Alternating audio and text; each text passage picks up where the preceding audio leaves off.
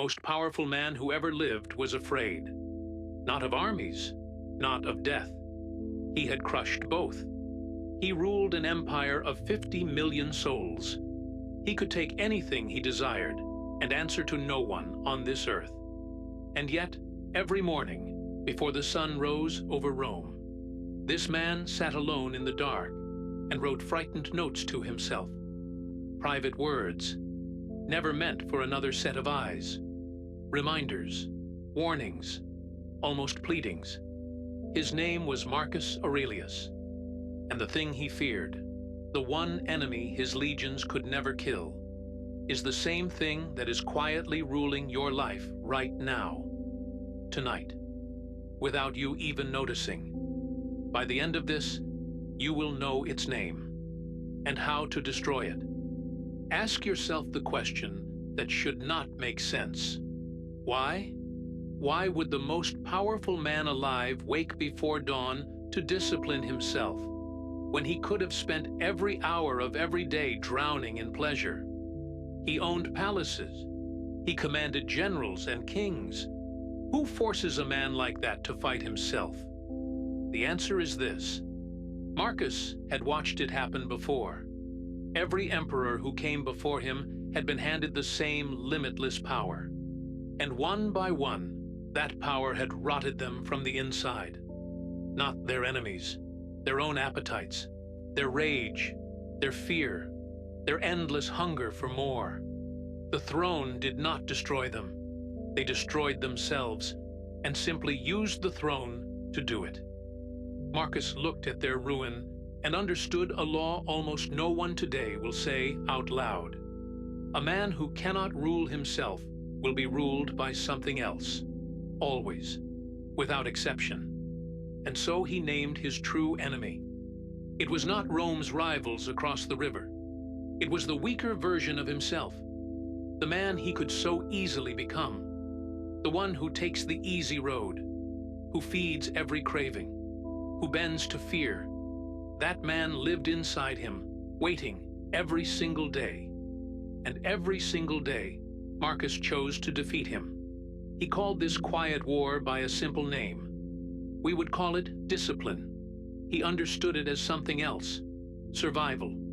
Now turn that same gaze upon your own life, because that enemy did not die with Rome. He is alive.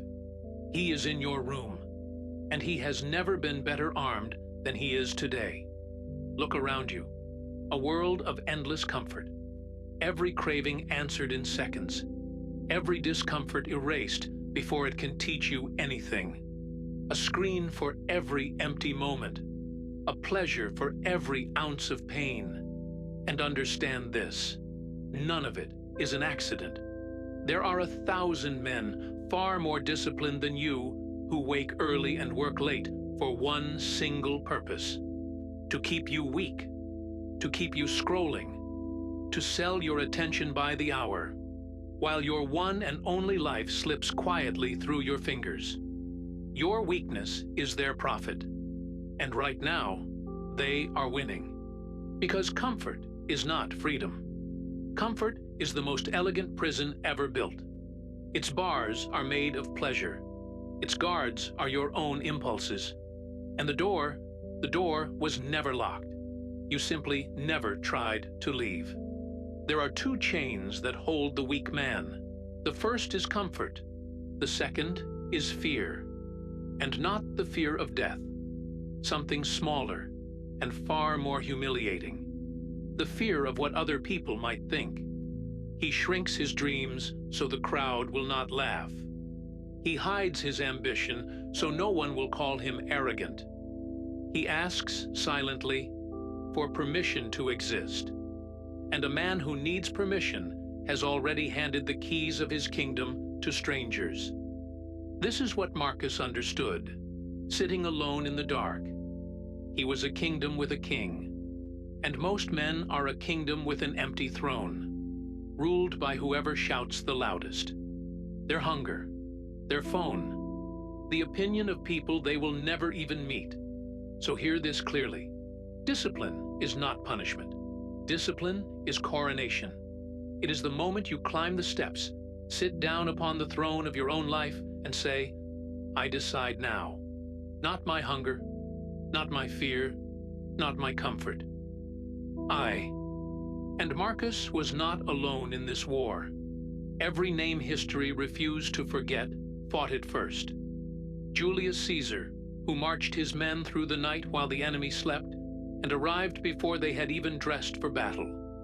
Miyamoto Musashi, who won his first duel to the death at 13 years old, and then spent the next 50 years refusing every comfort, sleeping on stone, never marrying, training in silence, until he had won 60 duels, and no living man could touch him. They were not born stronger than you. They simply declared war on their own weakness and refused, every day, to lose. Here is how that war is actually fought, not in one great heroic moment. You are offered 2 lives, 100 times a day, in decisions no one else will ever see. One is easy now and bitter later. The other is bitter now and magnificent later. The extra hour of sleep or the work, the comfort of the crowd or the lonely road, the pleasure that vanishes in seconds or the pain that builds something permanent. Greatness is 10,000 of these invisible victories, won in private. In the exact moment quitting would have been so easy, and no one in the world would ever have known. Because you do not rise to the level of your dreams. You fall to the level of your habits. You are not what you say or what you feel on your best day. You are what you do again and again when it is hard and no one is watching. Every action is a vote for the man you are becoming.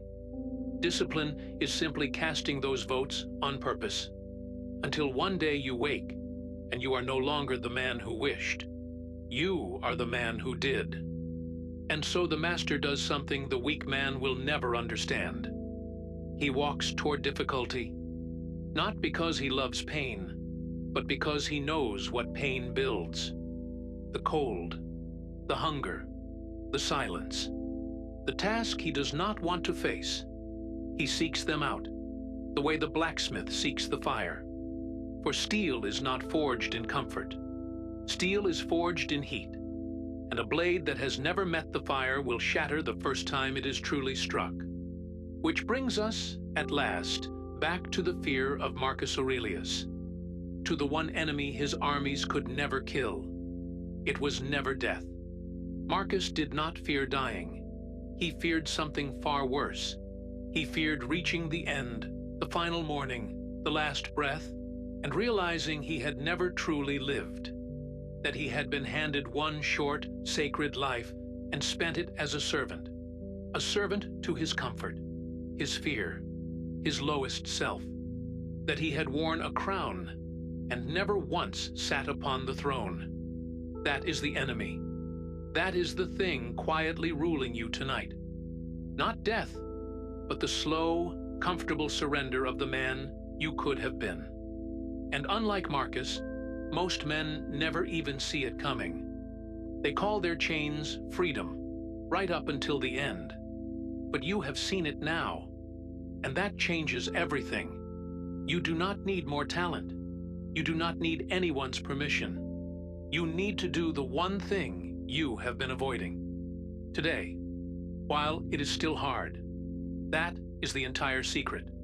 That is all it has ever been. Begin with one discipline, one small promise to yourself that you keep no matter what. Rise when you said you would rise. Do the work you said you would do. Face the cold water, the empty page, the heavy weight, the truth you keep avoiding. And keep that promise not because it is easy, but precisely because it is not. For every promise you keep to yourself, you become a little harder to break. Your word becomes iron. And a man whose word to himself is iron, who cannot be moved by his own weakness or bought by his own comfort, that man is finally, truly free. The great ones were never a different species. They were not born under luckier stars.